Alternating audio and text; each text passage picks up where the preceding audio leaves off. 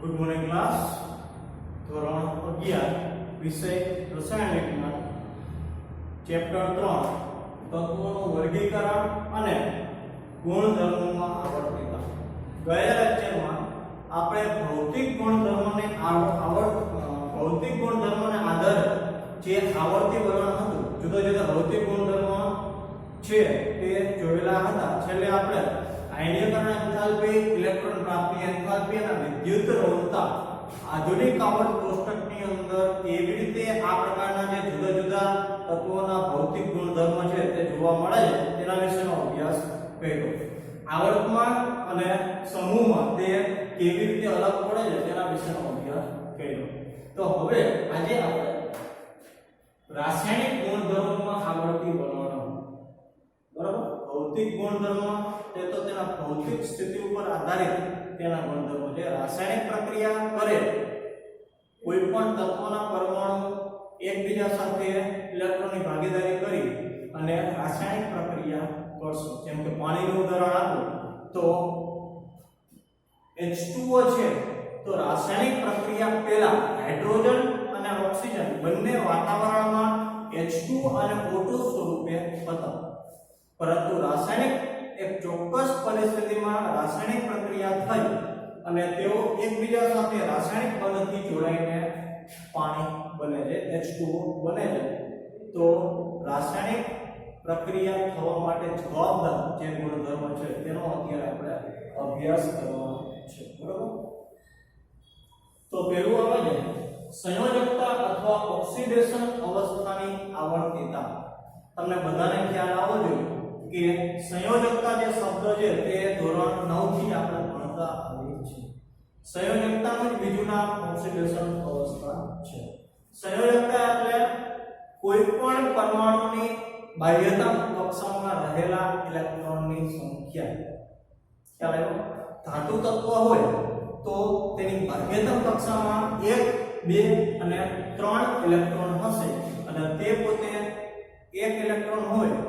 Sodium કે સોડિયમની બાહ્યતમ કક્ષામાં 1 જ ઇલેક્ટ્રોન છે, તે 1 ઇલેક્ટ્રોન ગુમાવે અને સોડિયમ ધન આયન બનાવે છે, બરાબર. +1 જે છે તે તેની ઓક્સિડેશન અવસ્થા છે. તો સંયોજકતા એટલે બાહ્યતમ કક્ષામાં રહેલા ઇલેક્ટ્રોનની સંખ્યા અથવા તો અષ્ટક પૂર્ણ કરવા માટે તેણે મેળવેલા અથવા ગુમાવેલા ઇલેક્ટ્રોનની સંખ્યા. પેજ નંબર 89 ઉપર તમને જુદા જુદા જે સમૂહ છે 1 થી 18, 1, 2, 3, 14, 15, 16, 17, 18. હાલો, પહેલો સમૂહ હોય કે જેની બાહ્યતમ કક્ષામાં એક જ ઇલેક્ટ્રોન આવેલો હોય, જનરલી આપણે એને આલ્કલી સમૂહ કહીએ. પહેલો સમૂહ S વિભાગનો તત્વ છે. તો તમે વિચાર કરો, અષ્ટક પૂર્ણ કરવા માટે તે પોતે શું કરશે? 7 ઇલેક્ટ્રોન મેળવશે અથવા તો 1 ઇલેક્ટ્રોન ગુમાવશે. તો 7 ઇલેક્ટ્રોન મેળવવામાં વધારે ઊર્જાની જરૂર પડે છે, જ્યારે 1 ઇલેક્ટ્રોન ગુમાવવામાં ઓછી ઊર્જાની જરૂર પડશે. માટે તે પોતે 1 ઇલેક્ટ્રોન ગુમાવી અને +1 જે છે તે ઓક્સિડેશન અવસ્થા પ્રાપ્ત કરશે. માટે તેની સંયોજકતા થશે +1. પછી 2 આલ્કલાઇન ધાતુ તત્વો. બીજો જે સમૂહ છે તેને આલ્કલાઇન ધાતુ તત્વો તરીકે ઓળખવામાં આવે છે. તેની બાહ્યતમ કક્ષામાં 2 ઇલેક્ટ્રોન છે. 2 ઇલેક્ટ્રોન હોય તો ફરજિયાત ત્યાં પણ અષ્ટક પૂર્ણ કરવા માટે 2 ઇલેક્ટ્રોન તે ગુમાવી દેશે અને તરત જ +2 જે ઓક્સિડેશન અવસ્થા છે તે ધારણ કરશે. એટલે તમને ત્યાં ગોઠવો આપેલો છે, ત્યાં 13, 14, 15, 16, 17 અને 18 તેની સમૂહની જે ઓક્સિડેશન અવસ્થા અથવા તો સંયોજકતા છે તે આપેલી છે. હાલમાં સંયોજકતા માટે ઓક્સિડેશન અવસ્થા શબ્દ ઘણીવાર વપરાય છે. ઓક્સિજન પરમાણુવાળા 2 સંયોજનો OF2 અને NO2 ને ધ્યાનમાં લઈએ તો આ સંયોજનમાં રહેલા જે તત્વોની વિદ્યુત ઋણતાનો જે ક્રમ હશે તે આ રીતે હશે. FO and H. 2 સંયોજનો આપણે ધ્યાનમાં લીધા, OF2 અને Na2. તો સૌથી વધારે વિદ્યુત ઋણતા ક્લોરીનની હશે, ત્યારબાદ ઓક્સિજનની હશે, ત્યારબાદ કોની હશે? તો સોડિયમની. હવે ક્લોરીનની બાહ્યતમ કક્ષાની ઇલેક્ટ્રોન રચના 2s2 2s2 2f5 છે. OF2 માં ફ્લોરિનમાં પ્રત્યેક પરમાણુ એક ઇલેક્ટ્રોનની ભાગીદારી કરી અને ઓક્સિજન પરમાણુ સાથે ફરે છે અને ફ્લોરિન પરમાણુ વધુ વિદ્યુત ઋણમય હોવાથી તેની ઓક્સિડેશન અવસ્થા -1 છે. હું તમને એક ઉદાહરણ આપી દઉં, તેને આધારે તમારે સંયોજકતા જે તે સમજાઈ જશે, વધારે આમાં ડીપમાં જવાની જરૂર નથી. બરાબર? જો OF2 છે, ઓક્સિજનની બાહ્યતમ કક્ષામાં 6 ઇલેક્ટ્રોન છે અને ફ્લોરિનની બાહ્યતમ કક્ષામાં ધ્યાનમાં રાખો કે ફ્લોરિન નો નંબર છે ને 9.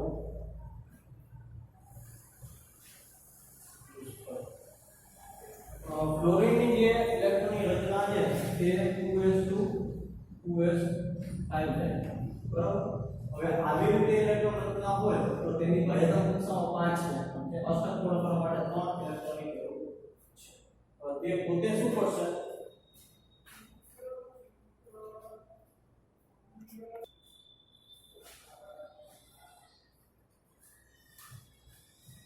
વિદ્યાર્થી મિત્રો, તમને બે સંયોજન આપેલા છે OF2 અને Na2O. બરાબર? હવે ઓક્સિજન છે, તમને બધાને ખબર છે કે પરમાણુ પરમાણુ કેટલો છે? તો 8 છે. 2 અને 6 તેની ઇલેક્ટ્રોન રચના છે. તેની બાહ્યતમ કક્ષામાં 6 ઇલેક્ટ્રોન છે. હવે ફ્લોરિન છે, તો ફ્લોરિનમાં 9 નંબર છે અને 2 અને 7 એની ઇલેક્ટ્રોનની રચના છે. તો તમે વિચાર કરો કે ઓક્સિજન છે અને 2 ફ્લોરિન છે. ફ્લોરિનની બાહ્યતમ કક્ષામાં ટોટલ 7 ઇલેક્ટ્રોન છે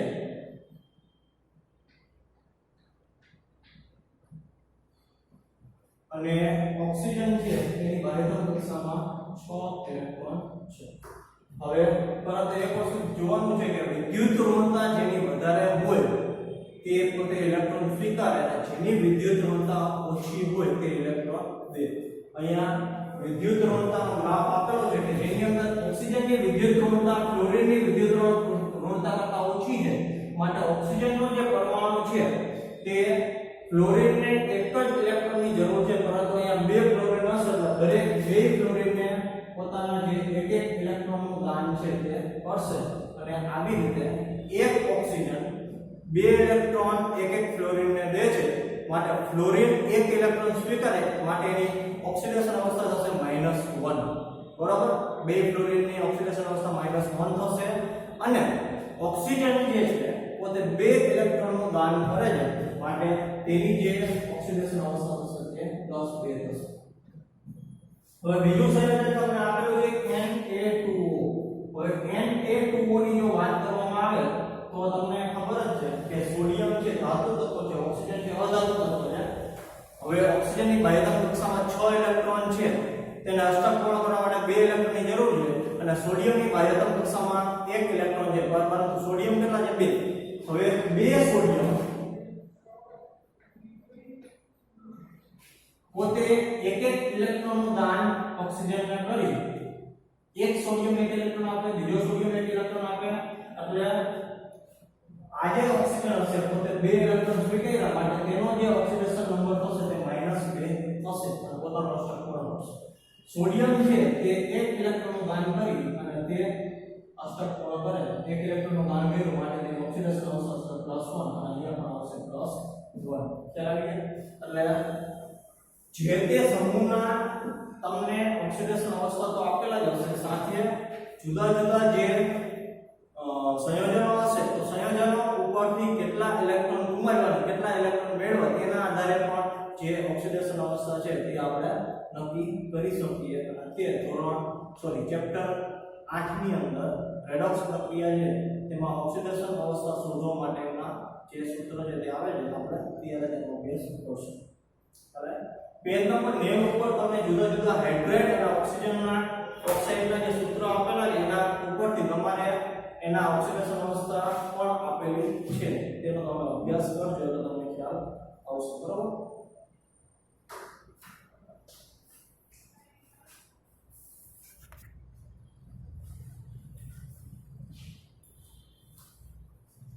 હવે આપણે જે બીજો ગુણધર્મ છે દ્વિતીય આવર્તના તત્વોનો અનિયમિત ગુણધર્મ તેનો અભ્યાસ કરવાનો દરેક સમૂહના પ્રથમ તત્વ સમૂહ 1 ની અંદર લિથિયમ અને સમૂહ 2 ની અંદર બેરિલિયમ, આ ઉપરાંત 13 થી 17 ની અંદર બોરોન થી ફ્લોરોન સુધીના જે તત્વો છે તે પોતાના જ સમૂહના તત્વોથી અલગ પડે છે. હવે લિથિયમ અને આલ્કલી ધાતુઓથી તથા બેરિલિયમ અન્ય આલ્કલાઇન અર્ધ ધાતુઓથી જુદા સંયોજનો ધરાવે છે. તે અન્ય સભ્યો મુખ્યત્વે આયનીય સંયોજનો બનાવે છે. વાસ્તવમાં લિથિયમ અને બેરિલિયમ તે પછીના જે સમૂહ છે, લિથિયમ છે તે અનુક્રમે મેગ્નેશિયમ જેવો અને બેરિલિયમ છે તે એલ્યુમિનિયમ સાથે સામ્યતા ધરાવે છે. તો આ પ્રકારના જે ગુણધર્મો જોવા મળે તેને વિકર્ણીય સંબંધ કહેવામાં આવે છે. હવે લિથિયમ અને બેરિલિયમ, લિથિયમ છે તે પહેલા સમૂહનો પહેલો તત્વ છે અને બેરિલિયમ છે તે બીજા સમૂહનો પહેલો તત્વ છે. હવે લિથિયમની પછી સોડિયમ, પોટેશિયમ, રૂબિડિયમ, સીઝિયમ અને ફ્રાન્સિયમ તત્વ આવેલા છે. પરંતુ આ જે લિથિયમ છે તે પોતાના જ સમૂહના જે બીજા તત્વો છે તેની સાથે રાસાયણિક ગુણધર્મ સરખા ધરાવતો નથી, પરંતુ તે તેના પછીનો જે સમૂહ છે, બીજો સમૂહ, તેની અંદર રહેલું જે મેગ્નેશિયમ તત્વ છે તેની જેવા ગુણધર્મ જે લિથિયમ છે તે ધરાવે છે. એટલે આવી રીતે પોતાના સમૂહ જેવા ગુણધર્મો ન ધરાવે અને બીજા સમૂહ જેવા ગુણધર્મો ધરાવે તો આ પ્રકારના ગુણધર્મોને વિકર્ણીય સંબંધ કહેવામાં આવે છે, કે જે પ્રથમ સમૂહમાં લિથિયમમાં જોવા મળે છે અને બેરિલિયમમાં પણ તે જ વસ્તુ જોવા મળે છે. બેરિલિયમ બીજા સમૂહનો પહેલો તત્વ છે, બરાબર. હવે બેરિલિયમની નીચે પણ બીજા 5 તત્વો આવેલા છે. તો તે પોતાના જ સમૂહના તત્વો જેવા ગુણધર્મ ન ધરાવતા જે ત્રીજા સમૂહનો તત્વ છે એલ્યુમિનિયમ, તેના જેવા ગુણધર્મો ધરાવે છે. તો આ જે ગુણધર્મો છે તેને કહેવાશે વિકર્ણીય સંબંધો, કે જેની અંદર પોતાના સમૂહના ગુણધર્મ ન ધરાવે પરંતુ બીજા સમૂહના તત્વો જેવા ગુણધર્મો ધરાવે તો આ પ્રકારના ગુણધર્મોને વિકર્ણીય સંબંધ કહેવામાં આવે છે. ખાસ કરીને S અને P વિભાગના સમૂહના અન્ય તત્વોની સરખામણીમાં પ્રથમ ક્રમના તત્વોની જે રાસાયણિક વર્તણૂક છે તે અલગ પડે છે. એનું કારણ એક જ છે કે આ તત્વોની નિયમિત વર્તણૂકનું કારણ તેઓનું નાનું કદ. હવે સમૂહની અંદર પહેલો તત્વ હોય એટલે પરમાણુ ક્રમાંક નાનો હોય, પરમાણુ ક્રમાંક નાનો હોય એને એનું કદ કેવું હોય તો નાનું હોય. ઊંચો વીજભાર એટલે કે 3 હોય, લિથિયમનો 3 છે તો તેના પરમાણુ કેન્દ્રમાં 3 પ્રોટોન હશે, 3 ન્યુટ્રોન હશે અને બાહ્ય કક્ષામાં 3 ઇલેક્ટ્રોન હશે. એટલે પરમાણુ કેન્દ્રમાં વીજભાર વધારે હોવાથી પણ આ વસ્તુ પોસિબલ બની શકે. અને ઊંચી વિદ્યુત ઋણતા, આમ વધુમાં વધુ પ્રથમ સભ્ય માટે જે 4 સંયોજકતા બંધ બનાવવા માટે પ્રાપ્ય હોય છે, જ્યારે બીજાની અંદર તે વધીને 4 સંયોજકતા પ્રાપ્ત હોવાથી તે મેક્સિમમ 4 સહસંયોજક બંધ જ બનાવી શકે. જ્યારે તેના પછીના જે તત્વો છે તેની મેક્સિમમ સંયોજકતા 6 હોય છે, તે 6 સહસંયોજક બંધ બનાવવા માટે પણ જવાબદાર હોય છે. જેમ કે તમને ઉદાહરણ આપેલું છે, બોરોન અને ફ્લોરિન વચ્ચે બોરોન છે તેનું પદ નાનું માટે તે મેક્સિમમ 4 સંયોજક ધરાવનાર BF4 સંયોજન બનાવે છે. જ્યારે તેના પછીનું બીજું એક ઉદાહરણ છે AlF6. હવે એલ્યુમિનિયમ છે તે પ્રથમ સમૂહનું તત્વ નથી, પરંતુ એક વસ્તુ ધ્યાન રાખજો કે તેની પાસે મેક્સિમમ 6 સંયોજકતા છે અને તે AlF6 જેવા જે તત્વો છે, સંયોજનો છે તે બનાવી શકે છે. એનું કારણ એલ્યુમિનિયમની જે સંયોજકતા છે તે +6 સુધી વિસ્તરી શકે છે. ચાલો, એટલે હવે તમને ખ્યાલ આવી ગયો છે, બરોબર. તો આ હતું જે દ્વિતીય આવર્તના તત્વોમાં નિયમિત ગુણધર્મો, બરોબર. તમે હજી પણ એકવાર ટેક્સ્ટબુકની અંદર તેનો અભ્યાસ કરજો તો તમને ખ્યાલ આવશે. અને ત્રીજું આવે છે આવર્તી વલણ અને રાસાયણિક પ્રતિક્રિયાત્મકતા. હવે એક વસ્તુ ધ્યાન રાખો કે આધુનિક આવર્ત કોષ્ટકની અંદર ધાતુ, અધાતુ અને અર્ધધાતુ ત્રણેય પ્રકારના જે તત્વો આવેલા છે તો રાસાયણિક પ્રતિક્રિયાત્મકતા એટલે કોઈ પણ બીજા તત્વો સાથે સંયોજન બનાવવાની તેની કેપેસિટી કેટલી છે તે, બરાબર. હવે ધાતુ હોય તો જનરલી તે શું કરે તો ઇલેક્ટ્રોન ગુમાવી અને બીજા તત્વો સાથે સંયોજન બનાવે. જેમ કે આપણે હમણાં ઉદાહરણ લીધું Na2O કે જેની અંદર સોડિયમ ધાતુ એક ઇલેક્ટ્રોન ગુમાવી અને ઓક્સિજન સાથે સોડિયમ ઓક્સાઇડ છે તે બનાવે છે, બરાબર. તો એવી રીતે અધાતુ પણ પોતે ઇલેક્ટ્રોન મેળવી અને શું કરશે તો સંયોજન બનાવશે. એનું ઉદાહરણ H2O છે કે જેની અંદર ઓક્સિજન પોતે હાઇડ્રોજન પાસેથી ઇલેક્ટ્રોન મેળવી અને પાણી બનાવે છે. તો દરેકે દરેક જે રાસાયણિક પ્રતિક્રિયાત્મકતા હોય છે તે દરેક તત્વોમાં હાજર હોય છે. આપણે જાણીએ છીએ કે ડાબી બાજુથી જમણી તરફ જતા પરમાણુ ત્રિજ્યા અને આયનીય ત્રિજ્યા ઘટે છે. આ ઉપરાંત આયનીયકરણ એન્થાલ્પીનું મૂલ્ય વધતું જાય છે. ડાબી તરફ ધાતુ તત્વો, જમણી તરફ અધાતુ તત્વો. તમે ડાબીથી જમણી તરફ જાઓ એટલે આયનીયકરણ એન્થાલ્પીના મૂલ્યમાં વધારો થતો જાય. જો પરમાણુ ત્રિજ્યા અને આયનીય ત્રિજ્યાની વાત કરવામાં આવે તો પરમાણુ ક્રમાંક વધે, ઇલેક્ટ્રોન વધે, પરંતુ ઇલેક્ટ્રોન જે એક વધારો થાય, કક્ષા વધે નહીં અને તેની સામે વીજભાર વધવાથી જે આયનીય ત્રિજ્યા અને પરમાણુ ત્રિજ્યા છે તેમાં ઘટાડો થાય છે. બીજા શબ્દોમાં કહીએ તો આવર્તમાં ડાબી બાજુ રહેલા તત્વોની આયનીકરણ એન્થાલ્પી સૌથી ઓછી અને જમણી તરફ બાજુ રહેલા તત્વોની ઇલેક્ટ્રોન પ્રાપ્તિ એન્થાલ્પી સૌથી વધુ હોય છે. હવે જો ઇલેક્ટ્રોન પ્રાપ્તિ એન્થાલ્પીની વાત કરવામાં આવે તો ધાતુ તત્વ હશે તે મોટે ભાગે ઇલેક્ટ્રોન ગુમાવવાનો ગુણધર્મ ધરાવશે અને ઇલેક્ટ્રોન ગુમાવવાનો જે ગુણધર્મ ધરાવે કે જે ડાબી બાજુ રહેલા તે તેની જે ઇલેક્ટ્રોન પ્રાપ્તિ એન્થાલ્પીનું મૂલ્ય હોય તે ઓછું. જમણી તરફ રહેલા તત્વો અધાતુ તત્વો છે અને તેનો ગુણધર્મ છે ઇલેક્ટ્રોન મેળવવાનો અને માટે જે જમણી તરફના તત્વો છે તેની ઇલેક્ટ્રોન પ્રાપ્તિ એન્થાલ્પીનું મૂલ્ય વધારે છે.